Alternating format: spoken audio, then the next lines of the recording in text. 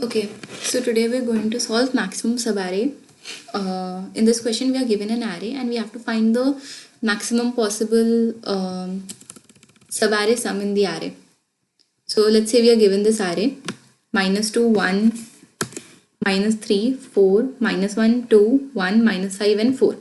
So a subarray is a contiguous part of the array. So a subarray can be this or this, and we have to find the maximum possible sum that is going to be present in any of the subarrays in this array. So the first approach that comes to our mind is the brute force approach, in which we look at all the possible subarrays and then we find the maximum sum and we return it. So let's look at the time complexity. So this is the brute force approach. Okay. So in this, we can see that we look at all the possible starting and ending positions for subarrays. So if we take the starting position as I equal to 0, the ending can be from 0 to n minus 1. If the starting is from 1, the ending can be from 1 to n minus 1. Similarly, all the way till n minus 1. So in the first case, we have n possible subarrays. In the second case, n minus 1, then n minus 2, and then 1. So the total time complexity is going to be of big O of n square. Okay, so we can also try and code it up. Equals to nums dot size for int I equal to 0, I less than n, I plus plus, int sum equal to 0,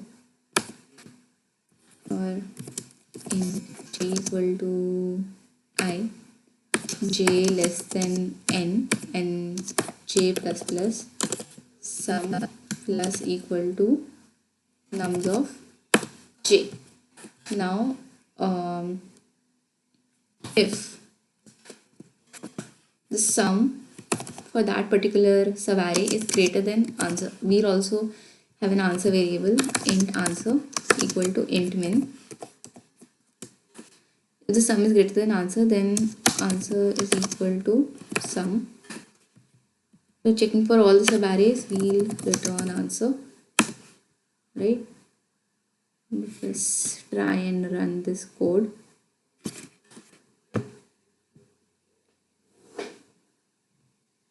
And we submit it.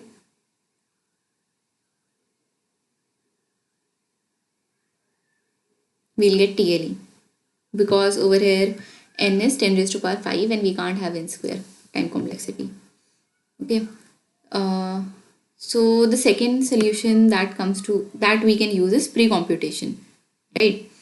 Because over here what we are looking at is all the possible subarrays, but in some way if we can pre-compute the sum of some subarrays and use that to find the maximum subarray sum, that will make our job easier. So let's find the prefix sum for this array. So it's going to be -2, -1, -4, 0, -1, 1, 2, and -3. Okay, so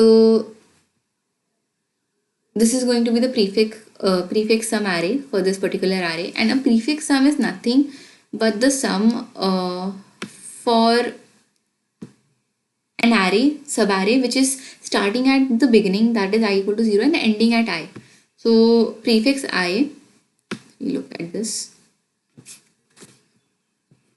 Prefix I is equals to the sum of I equal to 0 to I equal to I, right? So we have the sum for this subarray, we have the sum for this subarray, we have the sum for the whole array, which is equals to, sorry, this is going to be 1, which is equals to 1, right? So we have the sum for all the subarrays which start at I equal to 0 but end at different positions. Now we have to find the maximum possible sum. So how do we get that? So we know that prefix of I minus prefix of j is equal to sum of subarray from j plus 1 to I, right? So if for some particular I find the minimum possible value over here or 0, because if all the values are positive then we can simply use 0. But if let's say I have -4 over here, so -1 minus -4 is going to be the maximum possible value for a subarray ending at this position, right? So we try to find the minimum, which is the minimum of prefixes from 0 to I minus 1 and 0, and prefix of I minus minimum is going to be the maximum subarray sum for subarray ending at I. So this also we can store in an array, and then we can find the maximum of these values to find the answer. So let's try and code it up.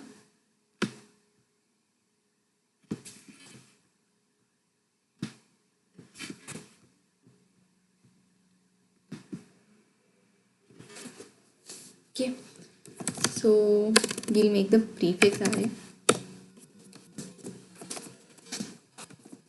Initialize it with 0. Prefix of 0 is equals to nums of 0. For in I equal to 0, I less than n, I equal to 1, I less than n, I plus plus. Prefix of I is equals to prefix of I minus 1 plus nums of I, right? Now once we have the prefix array, we can try and introduce minimum. Minimum is going to be equal to initially minimum of prefix of 0 comma 0. Okay, now I'll iterate over the array. I equal to 0, I less than n, I plus plus, actually I equal to 1. Okay, I'll iterate over the array and I'll try to find the maximum possible subarray, right? So for that I'll do sum is equals to prefix of I minus minimum. Okay, after that I will update minimum equals to minimum of minimum comma prefix of I, and then I'll see if this particular sum is the maximum subarray sum. If it is an answer, then answer equals to sum, and I'll return answer. Okay, this should work. Let us try running it. It's giving me wrong answer in this case when I have only one element and I'm getting output and int min. Okay, I'll not answer as int min. It's going to be it's going to be nums of 0. Okay, let's try running this again. Let's try submitting it. Okay, it's getting submitted also. Another approach is there. Okay, the third approach, which is we can use dynamic programming. Okay, so what we can do is at each step, okay, we'll make a DP array. Okay, and in that DP array we'll try to see how we can use the answer to previous subproblem to solve the current problem. So let's say I know that till this position the maximum subarray sum is going to be x. Okay, and I am at -1 this position. Okay, and I know that the maximum subarray sum till this position is x. So I'll see if I need to include that particular x to my current answer or not. When will I include x into my current answer? When x adds some value to my current answer, and it will only add value when x is greater than 0. So if dp of I minus 1 is greater than 0, then I'll include it in dp of I, else I'll simply start my subarray from a of I. So the recurrence relation is going to be also dp of I is maximum subarray sum for subarray ending at I, dp of I is going to be equal to if dp of I minus 1 is greater than 0, dp of I is equal to dp of I minus 1 plus nums of I, else dp of I is equal to nums of I. Okay, so in the end we just need to return dp of n. So let's try and code this up. Okay, I'll have a dp array vector int dp, initialize it with 0, dp of 0 is equals to nums of 0. Okay, now for I equal to 1 to I less than n, I plus plus, if dp of I minus 1 is greater than 0, then dp of I is equals to dp of I minus 1 plus nums of I, else dp of I is equals to nums of I, right? And in the end I just need to return dp of n minus 1. This should give me the answer. Let's try running it. It's giving wrong answer. Let me see. dp of 0 is equal to nums. Okay. Maximum of nums of 0, comma 0.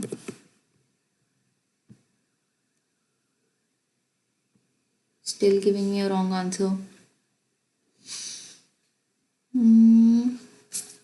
Let me see.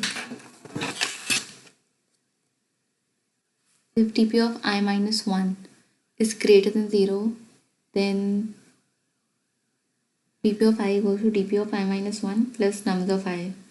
Okay. Else dp of I equals to nums of I. Okay. dp of 0 is equals to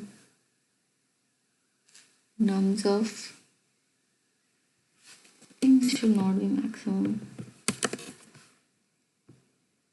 Let's try dry running it once. We have this inputs, the same input. Okay, let's make the dp array.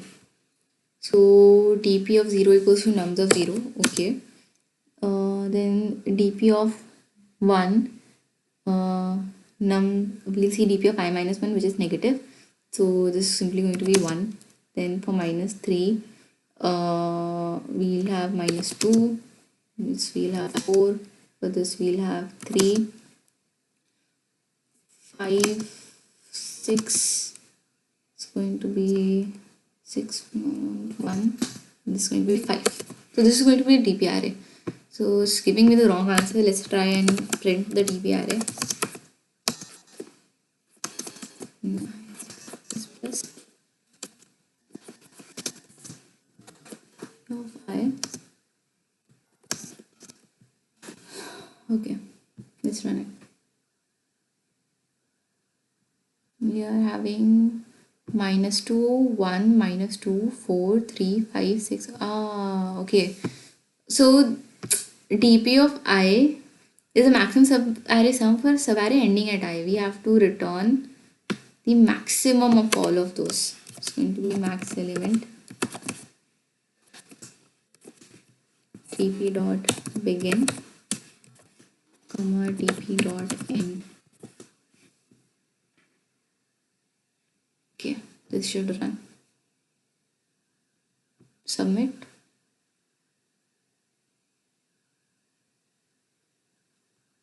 Okay, it's working.